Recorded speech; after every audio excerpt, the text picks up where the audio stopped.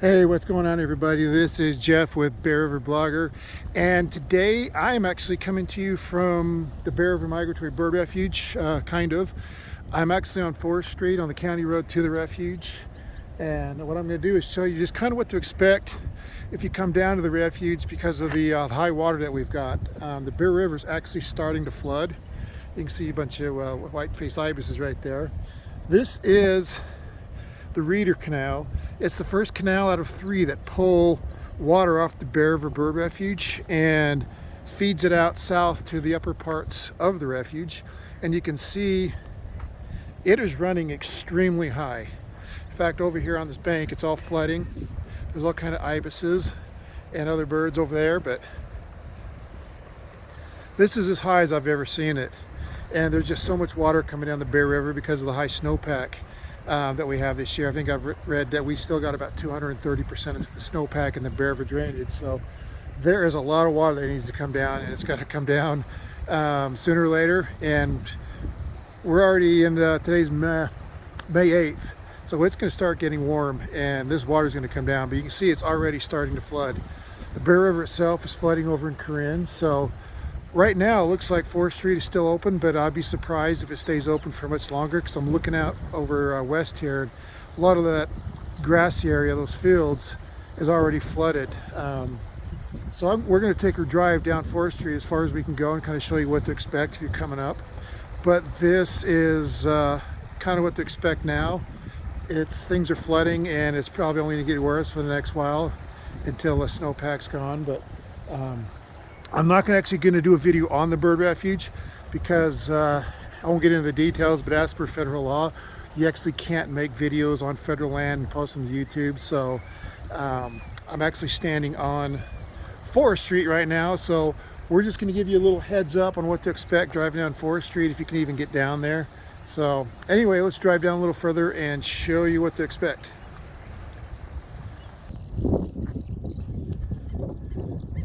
All right, we kind of stopped here at the first bend where the first cattle guard is, and as you can see, all these fields are just flooded and the water is right up to the road, actually on both sides.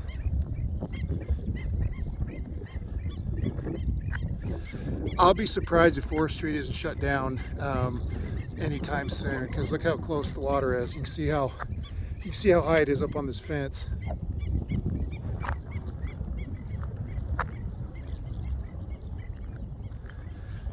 There's so much water come down here. This whole field is just inundated, and it's rare. I've only seen this happen a couple times that this field's even had water on it.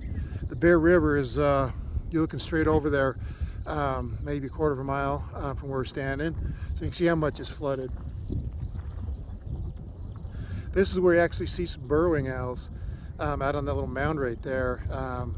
Won't be happening this year, it looks like, but that's kind of where you can find them in previous years. So you can just see how much water, how close it is right up to the road.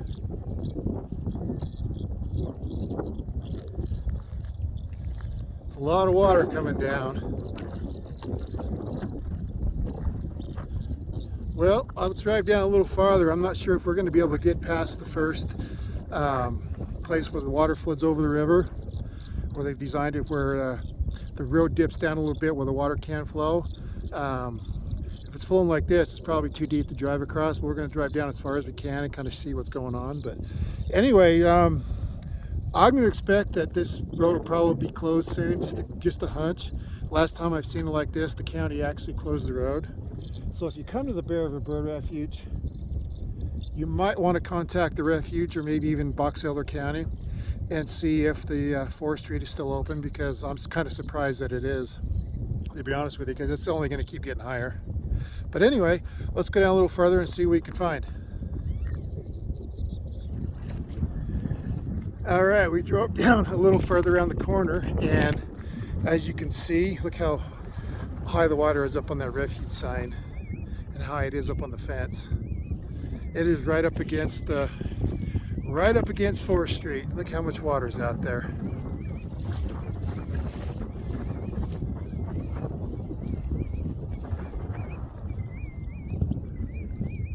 There is a lot of water coming down the Bear River right now. and I'm pretty sure I won't be able to get past that first flood area, so we'll go down and see how far we can get and go from there. But just wanted to show you guys this is what to expect. I think this water is only going to keep rising because I was up here Saturday and wasn't even near this high, so this all has happened in 2 days. This water, there was water out here, maybe it's a few inches deep on this field, but this has gone up several feet in just a couple of days. You can just see how much water is out here.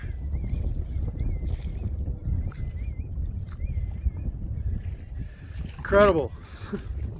Last year we were in a drought. This year we've got more water than we know what to do with. It's funny how nature works that way. So, well, let's go down a little farther and see how far we can get. All right, we've made it down to to the first flood area. This is kind of where they lowered the road a little bit, so when the river does flood, and this is, I think, only the second time I've seen this happen since they rebuilt Forest Street. They rebuilt the road. It kind of goes down. It's concrete, so the water can flow over the road like this, and it actually is flowing over a little bit. It's only a couple inches deep at best right now, but who knows what it's going to be like if the river keeps coming up like this. So looks like it's actually receded a little bit. You can see some of the debris right here, but you can see the water flowing. It's going from north to south. This is actually what it's designed to do. When the river floods, that's the river right over there. The river floods is supposed to come and flow over this low spot here and flow out to the south. So this doesn't look too bad just yet. There's actually a carp on the road down there. That's kind of crazy.